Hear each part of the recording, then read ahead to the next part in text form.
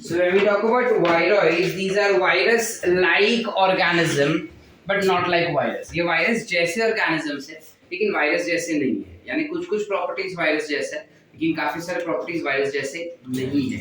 जैसे for example, virus is acellular in nature. ये भी acellular होता है. This is said to be composed of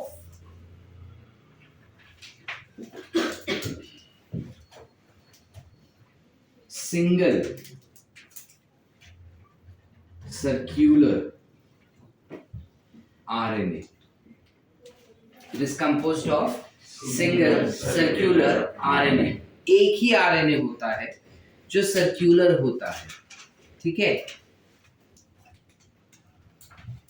so basically ये ऑर्गेनिज्म नहीं है या ये पार्टिकल, ये खाली इन्फेक्टिव आरएनए है, इन्फेक्टिव राइबोन्यूक्लिक एसिड है, which tends to infect only plants so far. It infects plant only. अब तक हमने कभी देखा नहीं कि ये वायरस जो है वो एनिमल्स को इन्फेक्ट करता है. ठीक है. अब तक जो भी हमने देखे ना आसपास हमारे, वो हमेशा प्लांट्स को ही इन्फेक्ट करते हुए देखा है. और इसका डिस्कवरी सबसे पहले किया था थियोडर डाइनर. ठीक है. which is also written as T.O. Diner. तो कभी ऐसा नाम आ जाए तो डरना नहीं. ठीक है. He was the one who discovered PSTV. What is PSTV? PSTV. हाँ, correct. बोल. Potato spindle tubular disease. Potato spindle tuber viroid.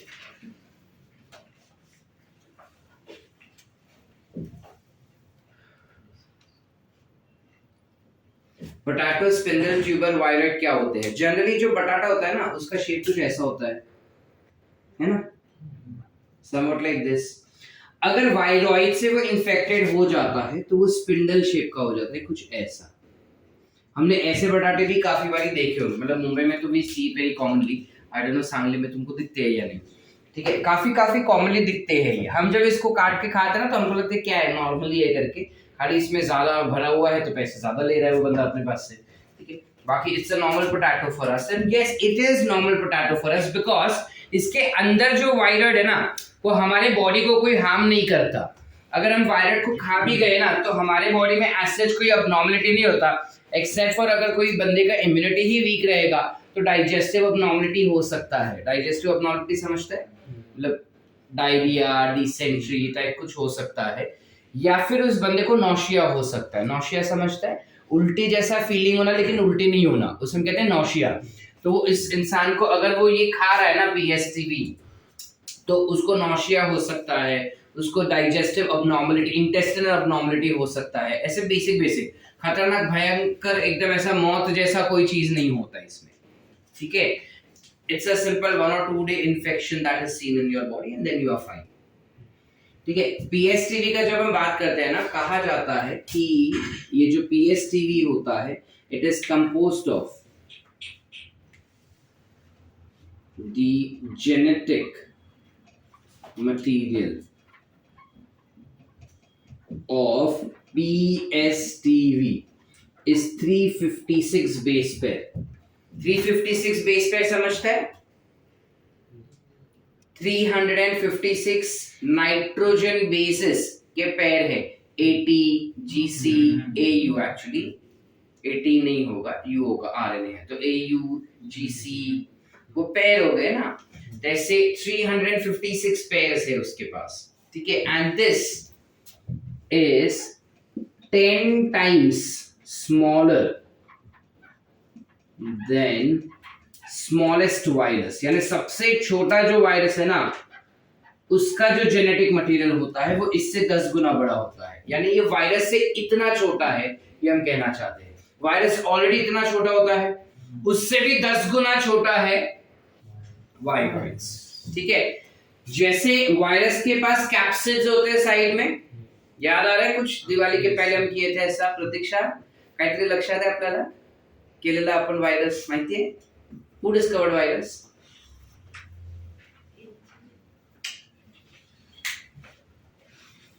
Who discovered virus?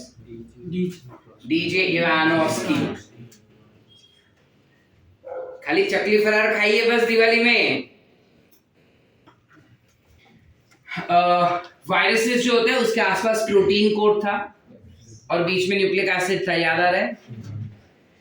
इसके पास सिर्फ न्यूक्लिक एसिड होता है, प्रोटीन कोट नहीं होता। सो दे लैक कैप्सिड। जैसे वायरस के पास कैप्सिड होता है, इसके पास कैप्सिड नहीं होगा। इसके अलावा हमने वायरसेस के बारे में क्या बताया था कि वो ऑब्लिगेट पैरासाइट्स है, यानी अगर होस्ट सेल से बाहर निकालो ना तो वो अपने आप को रेप्लिकेट नहीं कर पाएंगे, हमने ये बताया था। इसको हम कर सकते हैं, this can be replicated, they can be replicated outside host body, या होस्ट सेल लिख देंगे हम। होस्ट सेल यानी सपोज कि ये किसी प्लांट के सेल्स के अंदर गया है, पोटैटो के सेल्स के अंदर गया है और वहां पे अपने आप को मल्टीप्लाई कर रहा है। अगर मैं उसको निकाल भी दूं ना पोटैटो के सेल्स के अंदर, तो भी मैं उसको मल्टीप्लाई कर सकता हूं। कैसे? पीसीआर मशीन में डाल दो। पीसीआर पता है? आरटीपीसीआर, कोरोना आरटीपीसीआर करते थे अपन। वो पीसीआर बेसिकली एक मशीन, डिटेल हम 12th में पढ़ेंगे, अभी जस्ट तुम्हारे जस्ट आइडिया के लिए। पीसीआर बेसिकली ऐसा मशीन होता है जो सबसे स्मॉलेस्ट क्वांटिटी में भी अगर कोई डीएनए या आरएनए रहेगा उसको वो रेप्लिकेट करके तुमको देगा और ज्यादा क्वांटिटी बना के देगा। समझ पा रहे? ऐसा कुछ मशीन होता है वो। तो इसको, ये आरएनए को, दैट इज वायरड इज आरएनए, तो इस आरएनए को हम पीसीआर में डाल के भी मल्टीप्लाई कर सकते हैं, यानी सेल्स से बाहर निकाला तो भी वो मल्टीप्लाई हो पा रहा है। यस और नो? इस वजह से we classify it to be, or rather we say that we can multiply it or replicate it outside the host cells also. समझ पा रहे? Yes or no? Yes. Everyone. Yes. चले आगे। Yes. चलो, इसके अलावा they also do not perform metabolic reactions like digestion, circulation, excretion, respiration, ये सारे चीजें वो नहीं कर पाता, because it is acellular in nature. उसके पास सेल जैसा कोई कंटेंट ही नहीं है, इस वजह से वो ये सारे मेटाबॉलिक एक्टिविटी भी नहीं कर सकता। But it can surely replicate and cause infection. So replication and causing infection becomes their property. तो ये लिविंग प्रॉपर्टी हो गया, ये नॉन लिविंग प्रॉपर्टी हो गया। इसे हम लिविंग कहें या non living, threshold of life. Are we clear? Neither living neither non living. आसान? चलो आगे। एक डिजीज तो हम देख चुके हैं जो वो कर रहा है, जिस पोटैटो में स्पिंडल शेप दे रहा है वो। इसके अलावा it can cause chrysanthemum stunt.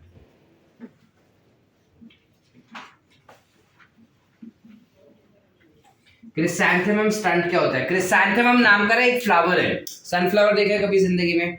Sunflower जैसे होता है ना, ये भी कुछ वैसे होता है, लेकिन सनफ्लावर कैसे ऐसा सपाट होता है ना ऊपर से, ये कुछ ऐसा बल्ज्ड होते हैं, इतने सारे पेटल्स होते हैं उसके पास कि वो थोड़ा सा ऐसा बल्ज्ड होता है। ये जो क्रिसैंथेमम होता है ना, जनरली सनफ्लावर से बड़ा खिलता है, यानी इतना बड़ा होता है क्रिसैंथेमम का फ्लावर। अब सिनेरियो क्या होता है, अगर वायरॉइड से इन्फेक्ट हो गया ना ये प्लांट, तो पूरा नहीं खिलता, वो आधा ही खिलता है, और आधा भी खिला हुआ जो रहेगा ना वो सड़े हुए पेटल्स आते हैं ब्राउन कलर के, ऑलरेडी जो मुरझाए हुए रहेंगे ना वैसे पेटल्स आते हैं, समझे? फिर होता है कुछ पेल ग्रीन कुकुम्बर।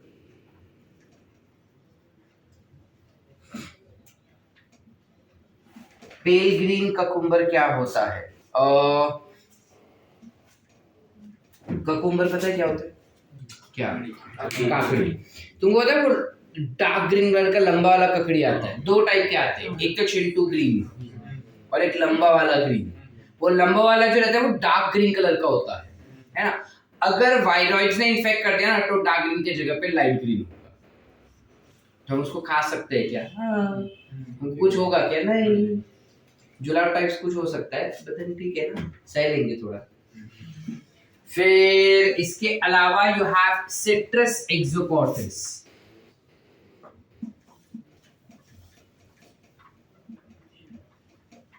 सिट्रस एक्सोकॉर्टिस क्या होता है? कोई भी सिट्रिक फ्रूट होगा, जैसे नींबू हो गया, नींबू का जो आउटर मोस्ट लेयर होता है ना, ये अगर नींबू है, इसको मैंने काटा तो ये पूरा ऐसा राउंड दिखना चाहिए ना, with seeds inside, somewhat like this, yes और नो? ये राउंड एक तो पहले बराबर से नहीं होता, रफ हो जाता है, उसका एक्सटर्नल छिलका जो होता है वो रफ हो जाता है, और बीच में उसके सीड्स भी नहीं रहते। इसे हम कहते हैं सिट्रस एक्सोकॉर्टिस। इससे हमको कुछ फर्क पड़ता है क्या सर? नहीं, नॉर्मल, ठीक है, हमें कुछ नहीं होता, बेसिक चीज हो सकता है नौशिया वगैरह, और कुछ नहीं। सॉर्टेड है? वायरॉइड समझा? कोई डाउट? इसमें याद क्या रखना है हमको? पीएसटीवी के बारे में याद रखना है कि ये सबसे पहला वायरॉइड था जो थियोडोर डेनर ने डिस्कवर किया था। ये सिर्फ प्लांट में इंफेक्शन कॉज करता है, and it's an RNA, ribonucleic acid है। It can be multiplied, capsid नहीं है उसके पास, और होस्ट के बाहर भी वो रेप्लिकेट कर सकता है। ये 4-5 पॉइंट अपने को अच्छे से पता होना चाहिए इसके, बाकी सारे पॉइंट्स तुमको नहीं भी याद रहे तो चलेगा, ठीक है। Next we jump for something called as prions. Protein याद है जो हम बायोमोलिक्यूल में पढ़े थे?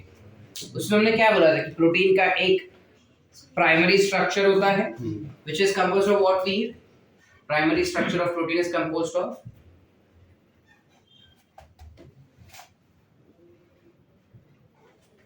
primary structure of protein is composed of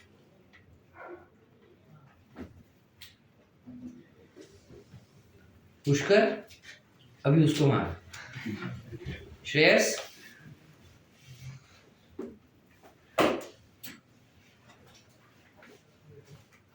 how many of you know what is protein composed of? बाकी सारे क्वेश्चन लिखो। Proteins are composed of amino acids.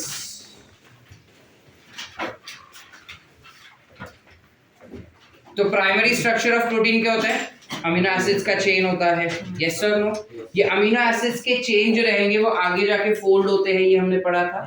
Fold होके सेकेंडरी स्ट्रक्चर बनाता है, याद आ रहा है? कुछ ऐसा, और हेलिक्स था।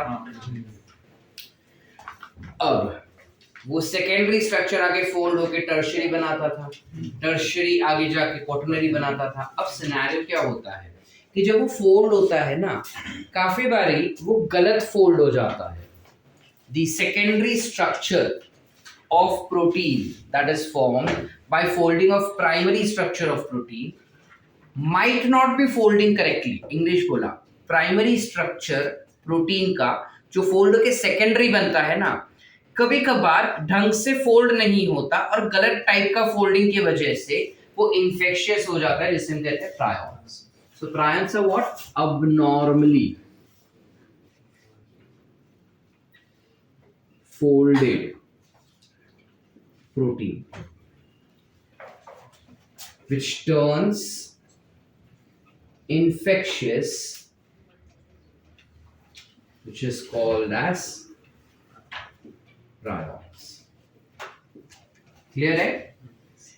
कभी कभार प्रोटीन जब गलत तरीके से फोल्ड हो जाता है तो वो हमारे बॉडी में इंफेक्शन कॉज करना शुरू कर देता है, और इन्फेक्शन भयंकर वाला होता है। Again this is seen only in animals, मतलब it infects, it tend to cause infection in animals only। यानी अब तक हमने देखा है कि वो सिर्फ एनिमल्स को ही इन्फेक्ट कर रहा है। प्लांट्स में इन्फेक्शन क्या हुआ अब तक हम नोटिस नहीं किए, वो करता भी हो सकता है, लेकिन we have not discovered it as yet. यहाँ पे भी जब हम बोल रहे हैं कि वो सिर्फ प्लांट्स को इन्फेक्ट करता है तो एनिमल्स को करता है, हो सकता है हमने उसका डिस्कवरी अभी तक किया नहीं है, इसलिए हम बता रहे हैं कि वो सिर्फ प्लांट्स को इन्फेक्ट करता है और ये सिर्फ एनिमल्स को इन्फेक्ट करता है। इसका एग्जाम्पल क्या हो जाएगा? सो एग्जाम्पल कैटल्स में हो सकता है, ये कैटल समझता है, गाय भैंस, ठीक है, कैटल्स में हो सकता है which is called as bovine, spongiform,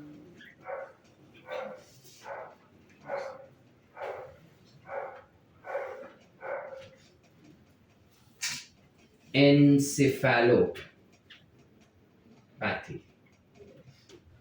जिसको हम BSE भी लिखते हैं। अब ये क्या होता है? बोवाइन यानी कैटल्स होते हैं, Chintu cattles. Spongiform is basically used as a term because ये ब्रेन का इंफेक्शन होता है, इसको मैं थोड़ी बाद में बताता हूँ। एनसेफेलो, सेफेलो यानी ब्रेन, ठीक है, ब्रेन जो हमारा होता है, कभी अगर तुम देखे होंगे जो नॉनवेज खाते हैं, जो गोट को खाते हैं, बकरे को खाते हैं, अगर तुमने कभी ब्रेन देखा रहेगा ना, वो पूरा जाम पैक्ड होता है, उसमें छेद नहीं होते, समझ पा रहे? जैसे हमारे बोन्स में देर आर पोर्स, बोन्स देखे, बोन्स देखे फोटो में, उस पे पोर्स होते हैं, ठीक है, लेकिन why do you have pores? You have Haversian canal which is present in them, so those are porous, but हमारे ब्रेन में कोई छेद नहीं होता as such, ठीक है, जब तुम ब्रेन को देखोगे ना, वो पूरा पैक्ड होता है। अब क्या हो जाता है, प्रायॉन्स की वजह से ब्रेन्स के जो सेल होते हैं which are neurons and glial cells, वो मरना शुरू कर देते हैं, जिस वजह से वो पूरा जो ऐसे कर्व्ड होना चाहिए ना, त्यात वाकडं तिकडं होऊन जातं। आपण अक्रोड बघितले कधी? दोन प्रकारचे अक्रोड असते, एक पूर्ण जाम पॅक्ड ज्युसी असते, मांस त्याचा खूप न्यूट्रिटिव असतं, म्हणजे खाने वाला पोर्शन ज्यादा होता है अंदर, और दूसरा एक अखरोट ऐसा होता है जिसमें खाली वो स्ट्रिंग्स ज्यादा होते हैं लेकिन खाने वाला पदार्थ ज्यादा नहीं होता है। यस और नो? गुड मॉर्निंग, खाए कभी? yes. तो दो टाइप के अखरोट होते हैं, अपना ब्रेन में भी कुछ वैसा जो नॉर्मल ब्रेन जो रहेगा ना हमारा, वो शायद कुछ ऐसा होता होगा पूरा भरा हुआ, ठीक है, लेकिन जो इन्फेक्टेड ब्रेन रहता है वो कुछ ऐसा हो जाता है, it is not completely somewhat like this, it is, समझ पा रहे? तो ये जो कम हो गया ना रीजन, उस कम होने वाले के वजह से you have an infection which is caused, ये स्पॉन्जी दिखने लगता है। स्पॉन्ज कैसा दिखता है? छेद छेद वाला, इस वजह से the term comes as spongiform encephalopathy, ठीक है। अब इसमें क्या हो जाता है, ये कैटल के साथ क्या दुविधा होती है, एक कैटल जो होता है वो खूंखार हो जाता है, वाइल्ड हो जाता है, ठीक है, उसकी आंखें जो है वो लाल हो जाती है, ये बराबर से दूध नहीं दे पाता if it is a milking cattle that we are talking about. इसके अलावा मर भी सकता है, जब ये डिजीज सीवियर केस पे जाएगा तब वो मर जाएगा। क्यों मर जाएगा? ब्रेन श्रिंक हो रहा है तो मरेगा ही वो, ठीक है। इंसानों में भी होती है ये disease, in humans this disease is called as CR.Jakob disease, short में CJD भी कहते हैं। अब अगर इंसानों को ये हुआ तो क्या हो जाएगा सर? इंसानों को अगर ये हुआ ना तो दिखने में तो वो नॉर्मल ही दिखेंगे, लेकिन उनकी जो मेंटल वृत्ति होती है वो काफी ज्यादा वाइल्ड हो जाती है, जानवरों वाली हो जाती है, जिसकी वजह से उनके दिमाग में हमेशा क्रिमिनल टेंडेंसीज आती है, किसी को मार के काट के खा जाना, लिटरली खा जाना। They have a craving of eating brain of humans, ठीक है। जैसे कभी कभार अपने को लगता है कि आज तो आइसक्रीम खाना है उनको वैसा होता है आज तो किसी का दिमाग खाना है हमको, ठीक है। तो हम ऐसा बोलते हैं ना कि क्या दिमाग खा रहा है, ये लिटरली दिमाग खाता है, ठीक है। मतलब अगर मेरे को हुआ ना CJD डिजीज और मेरे को ऐसे कि मेरे को प्रसन्न का ब्रेन खाना है, तो एक्चुअली मैं प्रसन्न का मर्डर करूंगा, उसके अकल को मतलब पूरा स्कल तोड़ूंगा और स्कल में से ब्रेन निकाल के वो ब्रेन खाऊंगा मैं, दैट्स हाउ इट इज, ठीक है। Plus this is an infectious disease, infectious नहीं, we use contagious.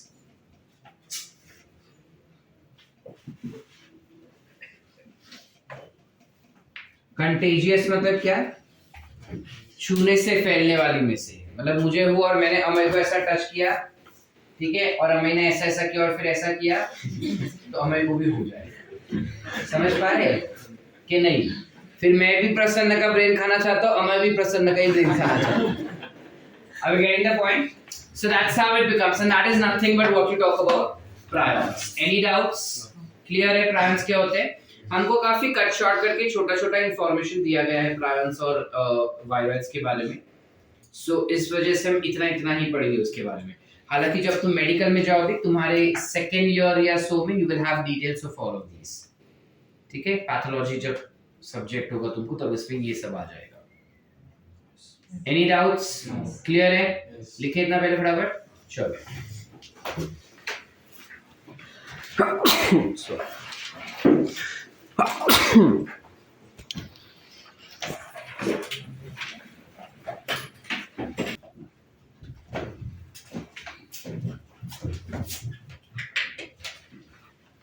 talking about lichens, we know that lichens is the association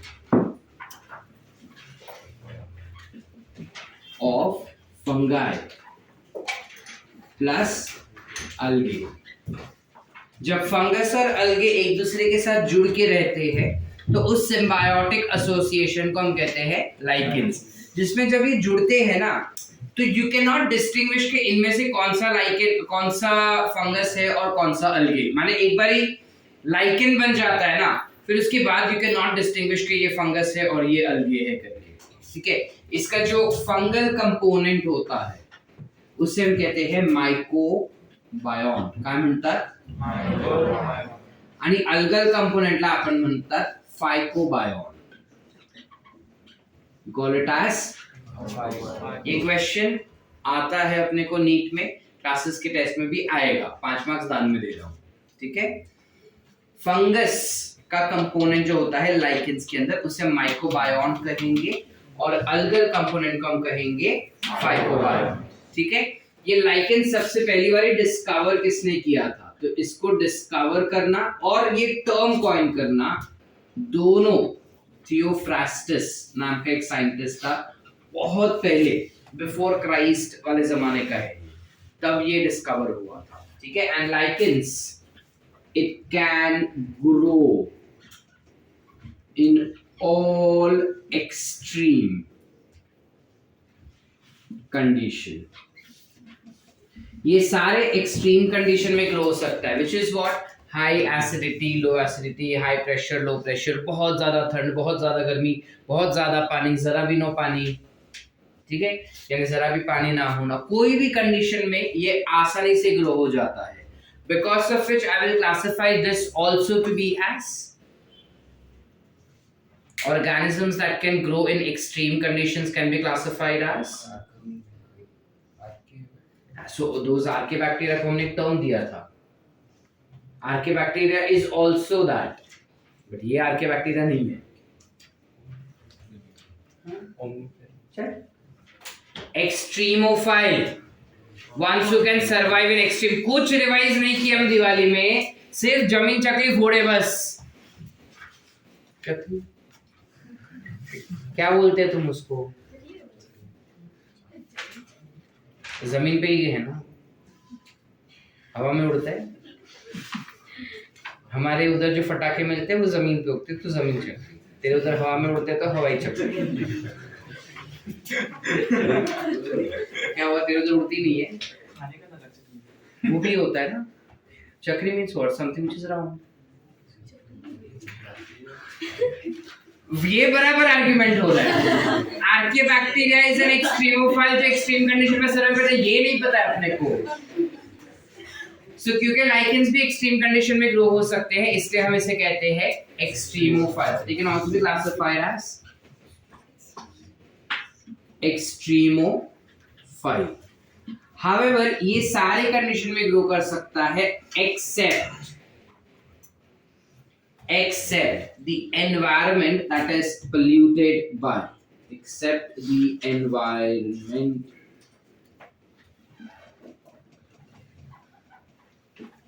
polluted by SO2 and NO2।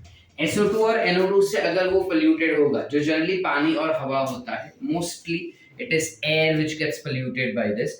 सो अगर air polluted होगा तो उस polluted air का ये best indicator माना जाता है। It is classified as best indicator of pollution, क्योंकि जहां पे भी एरिया पोल्यूटेड रहेगा वहां पे ये ग्रो नहीं कर पाएगा। इस वजह से they always tend to grow away from city life, ठीक है। हावेवर तुम्हारे सांगली में ये लाइकेंस काफी कॉमनली देखने को मिलते हैं। बाहर जो ये पेड़ है उसके ऊपर पता है सब पट्टा है ग्रीन कलर का, अब है या नहीं पता नहीं, बट दिवाली के पहले तक तो था नहीं। खाली लड़कियों पे ध्यान दो। ये वाला पेड़ प्लस उधर नीलगिरी का पेड़ है गार्डन में अपना, ये जो ग्राउंड है उधर, उनके ऊपर ना ग्रीन कलर का ऐसा पैच है। अभी जब ब्रेक आएगा तब देख लेना बाहर जाके, अब है या नहीं पता नहीं, दिवाली के पहले तक तो था एज आई सेड। अब क्योंकि दिवाली में पटाखे फूटे रहेंगे, पोल्यूशन हुआ रहेगा, तो शायद निकल गया रहेगा वो। तो वो पूरा जो पैच है that is nothing but lichens, ठीक है। लाइकेंस भी, क्योंकि फंगस खुद थैलस होता है, अलगे भी थैलस होता है, this will also be, their body will also be thallus, and based on their body you can classify them into 3 categories. Based on thallus you can classify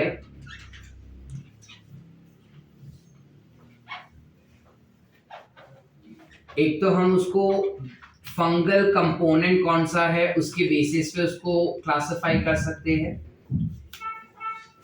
और दूसरा उसके थैलस के बेसिस पे हम उसको क्लासिफाई कर सकते हैं। तो जब मैं बोलूं कि उसके थैलस के बेसिस पे, क्योंकि वही चालू है इस वक्त, तो थैलस के बेसिस पे you can classify them to be as crustose lichen. Crustose lichen क्या होते हैं? वही सेम जो अपने को बाहर यहाँ पे दिखाई दे रहे हैं। तुम एक पेपर लो, पेपर को जला दो, जलाने के बाद उसे क्रश करो, क्रश करने के बाद कहीं पे चिपका दो, तो कैसा दिखेगा? बस कुछ वैसा ही होता है ये, ठीक है।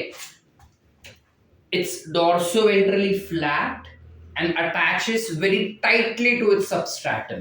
किसी भी एक सॉलिड सबस्ट्रेट पे, सबस्ट्रेट क्या होता है? कोई भी एक सॉलिड चीज, किसी भी एक सॉलिड चीज पे ये लाइकेन एकदम टाइटली चिपक जाता है और एकदम पतला होता है। मतलब ऐसा तुम खुरेद के उसको निकाल नहीं पाओगे। इसे हम कहते हैं, ऐसा पेंट मारा रहेगा ना वैसा लगता है, इसे हम कहते हैं क्रस्टोज लाइकेन। फिर एक आता है जिसे हम कहते हैं फ्रूटिकोज लाइकेन। नाम से ही पता चल रहा है, इस पे क्या होगा? फ्रूटी नहीं, फ्रूट। इसके पास फ्रूटिंग बॉडीज होते हैं, जिस वजह से हम इसको कहेंगे फ्रूटिकोज लाइकेन, ठीक है। फिर एक होता है जिसे हम कहते हैं फोलियोस लाइकेन। याद रखना, फोलियर या फोलियोस का मतलब होता है लीफी। तो ये जो लाइकेन होते हैं वो लीफ जैसे होते हैं, so that is the reason you classify to be as foliose lichen. Are we clear? Yes और नो? Yes. चले आगे। Yes.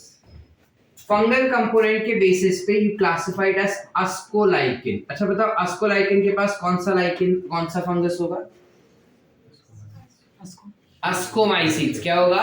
Ascomyces. सबसे ज्यादा कॉमनली अगर कोई दिखेगा अपने को fungal component, then that always has to be ascomycetes. उसके बाद जो सेकंड कॉमन होता है that would be classified as basidio lichen, and then you have deutero lichen.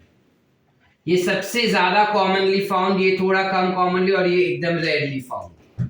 आसान। सो डिपेंडिंग ऑन कि लाइकेन के पास कौन सा फंगल कंपोनेंट है, हम अकॉर्डिंगली उसका नामकरण कर सकते हैं बहुत ही आसानी से, ठीक है। एंड ऑल्सो डिपेंडिंग ऑन कि उसका थैलस कैसा है, उसका बॉडी कैसा है, you can classify them into 3 categories. इसमें फाइकोमाइसीट्स नहीं होते, क्यों? Very good. फाइकोमाइसिट्स नहीं होंगे because phycomycetes are very primitive in nature. इस वजह से यू डू नॉट आइडेंटिफाई या डू नॉट, हम लाइकेंस में उसको नहीं देखते कभी, वो कभी भी सिम्बायोटिक एसोसिएशन अलगे के साथ दिखाएगा ही नहीं। Are we clear? एवरीवन।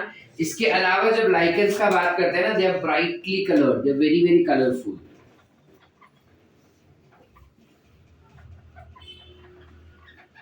इसके साथ साथ lichens will have different ecological importance.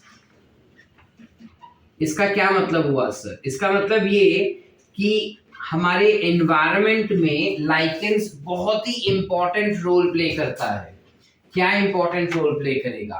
जहां पे बंजर धरती है, एकदम बंजर, कुछ भी पानी नहीं, कुछ नहीं, पेड़ पौधा, कोई एनिमल उधर जी नहीं रहा है, कोई प्लांट नहीं जी रहा है, कोई लिविंग ऑर्गेनिज्म नहीं रह पा रहा है, वहां पे ये लाइकेंस ग्रो कर लेते हैं। ठीक है, अब ऐसा टाइप का बंजर धरती जो रहेगा ना, डेजर्टेड एरिया, इसको हम कहते हैं ज़ेरार्क रीजन। क्या कहते हैं? इस xerarch region will have lichens growing as pioneer species। Pioneer यानी फर्स्ट, जो सबसे पहले होता है उसे हम पायोनियर कहते हैं।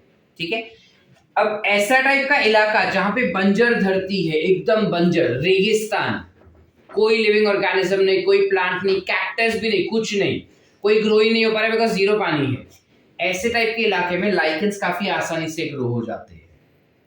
और लाइकेंस पहले ऑर्गेनिज्म होते हैं जो वहां पे आके ग्रो कर सकते हैं। ये लाइकेंस जब वहां पे ग्रो करते हैं तो वो रॉक्स का वेदरिंग करेंगे। They bring about weathering of rocks and form soil, and this process is called as pedogenesis। क्या होता है? बड़े बड़े पत्थर जो रहेंगे ना इस बंजर धरती पे, इन पत्थरों पे ये लाइकेंस ग्रो करना शुरू कर देते हैं। और ये लाइकेंस ना कुछ केमिकल सिक्रीट करते हैं, which is oxalic acid and carbonic acid. ये ऑक्सैलिक एसिड और कार्बोनिक एसिड सिक्रीट करते हैं, जिस वजह से ये बड़े बड़े पत्थर जो होते हैं वो टूट जाते हैं और टूट टूट के सॉइल बनाना शुरू करते हैं। जब ये सॉइल बनाएगा ना तो धीरे धीरे करके दूसरे ऑर्गेनिजम्स वहां पे ग्रो करना शुरू करते हैं। लाइक फॉर एग्जांपल मॉसेस, सुने हैं मॉसेस का नाम कभी? नहीं देखा है? अच्छा, एग्जाम्पल बताता। कभी हमने देखा है कि जो ईट होता है ना, ईट ब्राउन कलर का, रेड कलर का ईट, उसके ऊपर ग्रीन कलर का ऐसा वेलवेट जैसा लेयर उग जाता है, देखा है? वो ग्रीन कलर का लेयर जो उगता है ना, वो सबसे छोटे प्लांट होते हैं। ठीक है, which are called as mosses। तो एक बार ही सॉइल बन जाता है, उसके बाद मॉसेस उस पे ग्रो होना शुरू कर देता है। फिर क्या होता है? धीरे धीरे करके एनवायरनमेंट चेंज होता है, थोड़ा थोड़ा पानी गैदर होता है, पानी आता है तो थोड़े और बड़े प्लांट्स आते हैं, और बड़े प्लांट्स आते हैं, और पूरा जंगल बनना शुरू हो जाता है। तो ऐसी धरती जहां पे कोई भी लिविंग ऑर्गेनिज्म नहीं रह पा रहा था, लाइकेंस सबसे पहले वहां पे आया और उसने एनवायरमेंटल कंडीशन को चेंज किया कुछ इस प्रकार कि और भी लिविंग ऑर्गेनिजम्स वहां पे आके रहने लगे। यस और नो? इस वजह से हम कह रहे हैं कि इस पर्टिकुलर लाइकेन का इकोलॉजी में बहुत ही ज्यादा इंपॉर्टेंट रोल प्ले होता है। Are we clear? अंडरस्टूड? इतना ही नहीं, हम लाइकेन से पैसा भी कमा सकते हैं। क्या बात कर रहे हैं सर? मतलब डॉक्टर ने बोला तो लाइकेंस बेच सकता हूं मैं? लाइकेंस बेच नहीं सकते तुम, बट लाइकेंस से काफी सारी चीजें हम ले सकते हैं जो बाद में बेच सकते हैं। So this was your ecological importance. We come for economical importance.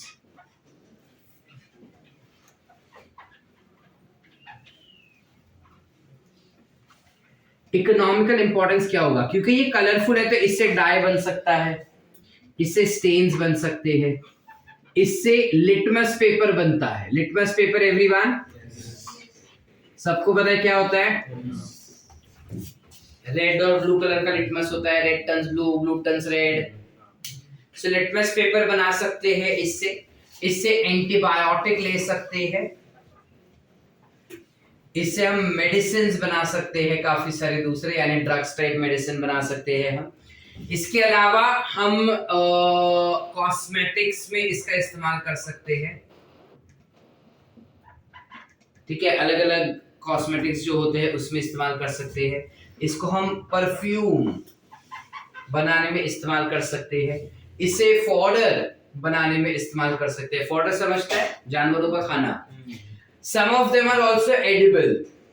कुछ लाइकेंस जो होते हैं वो फॉरेन डेलिकेसीज में इस्तेमाल, फॉरेन के जो डिश होते हैं उसमें लाइकेंस का भी इस्तेमाल किया जाता है खाने के लिए। It can B edible also. ठीक है, जैसे बहुत सारे अलग अलग इसके यूजेस हो सकते हैं। Are we clear? Yes. Did we understand lichens completely? Yes. Everyone? Yes. Any doubts? No. Once more or understood? Understood. पक्का लिखे?